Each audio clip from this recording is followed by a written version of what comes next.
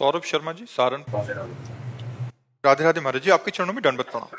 गुरुदेव भगवान, श्रीमद् भगवत गीता में भगवान श्री कृष्ण कहते हैं कि काम, क्रोध और लोभ ये 3 प्रकार के नरक के दरवाजे जीवात्मा को त्रिविधम नरकस्येदम द्वारम नाशन आत्मनः कामः क्रोधः तथा लोभः तस्माद् दैत्यं त्यजेत्। महाराज जी, इन तीनों का त्याग कर देना चाहिए, परंतु इस भौतिक संसार में रहते हुए ये चीजें स्वतः ही जीवन में आ जाती हैं। महाराज जी, ऐसे में इस नरक से कैसे बाहर निकले? स्वतः विष आएगा, खा जाओगे? स्वतः विष आ गए तो खा जाओगे क्या? विवेक है कि ये विष है, ये खाद्य नहीं है। तो स्वतः हमारे सामने अगर भोग आते हैं तो वो धर्मयुक्त हैं या अधर्मयुक्त। जैसे भगवान ने काम को नरक का द्वार बताया, तो एक जगह काम को अपना स्वरूप बताया विभूतियों में। जब भगवान विभूतियों का वर्णन करते हैं तो कहते हैं धर्मयुक्त काम मैं हूं। जैसे पानी ग्रहण किया, धर्मयुक्त पत्नी शास्त्र सम्मानित स्वीकार किया।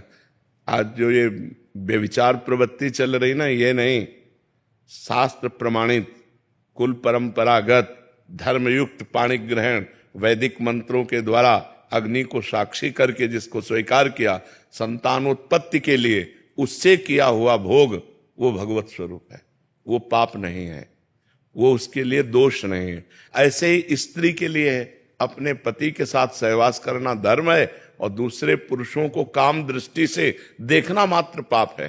पर ये बातें, कलयुग का प्रभाव कैसा चल रहा है, इतना गंदा वातावरण होता जा रहा है।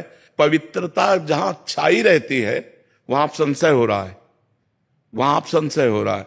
ऐसे पवित्र संबंधों में ये गंदी बातें प्रवेश कर रही हैं जहां दिमाग काम नहीं करता। ऐसा कैसे हो सकता है? समाज में कितनी गंदगी फैल रही है, कितना गंदा व्यवहार हो रहा है।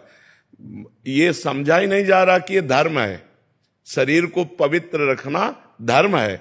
जैसे स्त्री शरीर है, इसको जब तक ब्याह ना हो तब तक पवित्र रखना ये धर्म है। और फिर पति को पवित्र होकर समर्पित करना और आजीवन उस पति के अधीन रहना ये धर्म है। ऐसे पुरुष के लिए है, जब तक पाणी ग्रहण ना हो तब तक ब्रह्मचर्य रहना धर्म है। और जब अर्धांगिनी मिल जाए तो उसे प्राण के समान प्यार करते हुए, उसकी गलतियों को क्षमा करते हुए, उसकी मनोकामनाएं पूर्ण करते हुए, उसे धर्म के लिए उससे अनुमति लेते हुए सहज मित्रवत भाव से आजीवन पार करे।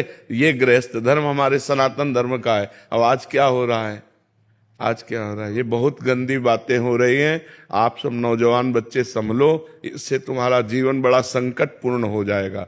बच्चियां, एक boyfriend breakup, 2 boyfriend breakup, 3 boyfriend breakup, ये क्या चल रहा है? इसे क्या कहा जाता है? वैश्या प्रवृत्ति। जो कई पुरुषों से संबंध बनाए उसे क्या कहते हैं? और जो कई लड़कियों से संबंध बनाए उसे व्यभिचारी कहते हैं। तो अब व्यभिचारी और वैश्या प्रवृत्तियां अंदर धारण करना, अब इससे आप सदगृहस्थ बन जाएंगे। जब आपको पत्नी मिलेगी तो आप अपनी पत्नी में संतुष्ट नहीं रहेंगे। जब आपको पति मिलेगा तो आप पति में संतुष्ट नहीं रहेंगे, क्योंकि आपका व्यभिचार करना स्वभाव बन गया है। इसलिए धर्मयुक्त ब्याह और उससे भी जो संतानोत्पत्ति के लिए भोग किया जाता है वो काम भगवत स्वरूप है। तो ऐसा नहीं कि हमारे सामने हर भोग आ गया तो हम उसे भोगे। हमारे अंदर विवेक है, धर्मयुक्त भोग है तो उसे हम भोगे, धर्मयुक्त नहीं है तो हम उसका त्याग करें, नहीं तो हमें नरक जाना पड़ेगा। जो पर पुरुष से रति करती है, रौरो नरक कल्प सत्परे, पति वंचक परपति रति करई, रौरो नरक कल्प सत्परे। जो अपने पति का त्याग करके दूसरे पुरुष से संभोग, वो सैकड़ों कल्प तक नरक भोगती है। ऐसे पुरुष के लिए लिखा हुआ है। उसमें श्रीमद् भागवत में पढ़ के देखो, जहां नरकों का वर्णन है, जो पुरुष दूसरी स्त्री से सहवास करता है तो वहां लोहे से तपी हुई स्त्री नरक में, और उसी का आलिंगन करवाया जाता है। अब मरना है नहीं वहां, अब वर्षों उसी में चिपकाए रख ले।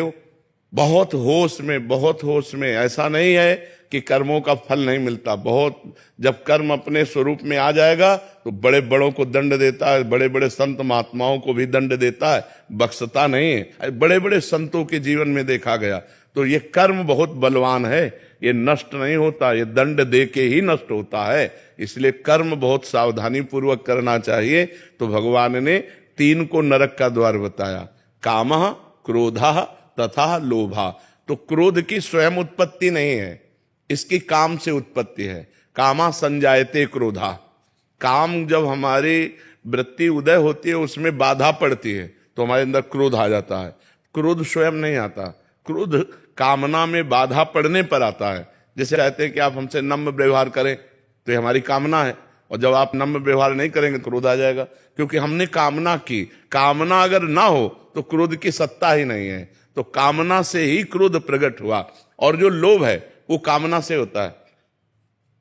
कामना पूर्ति होने पर लोभ होता है और कामना की अपूर्ति होने पर क्रोध होता है। तो मूल जो है वो काम है। इसीलिए भगवान ने गीता जी में कहा, ये काम सबसे बड़ा शत्रु, इसको मार डालो अर्जुन।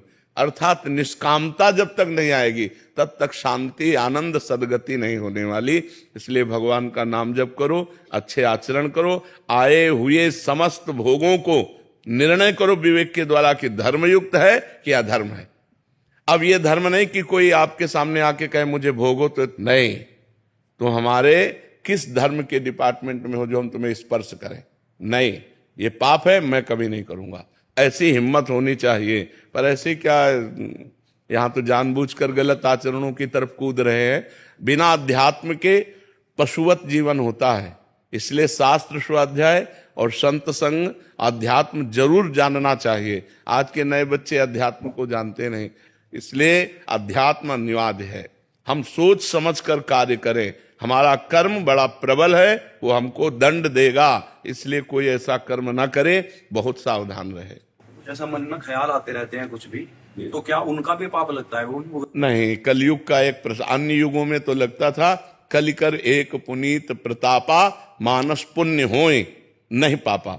मानस पुण्य तो लग जाएगा। जैसे आपके मन में आया कि अब हमारे पास रुपया है, कल चलते हैं और बिहारी जी का भोग लगाकर सबको बांटते हैं, और आपके सामने कल ऐसी विपत्ति आ गई कि रुपया भी गया और आप भी ना पाए, तो आपको वो पुण्य मिलेगा।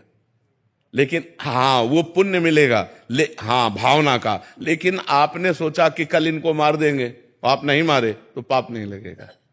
कलिकर एक पुनीत प्रतापा, मानस पुण्य होए नहीं पावा। अगर मानसिक पाप लगते तो तब तो पहाड़ जैसे पाप इकट्ठा हो जाते, क्योंकि मन पाप तो सोचता ही रहता है।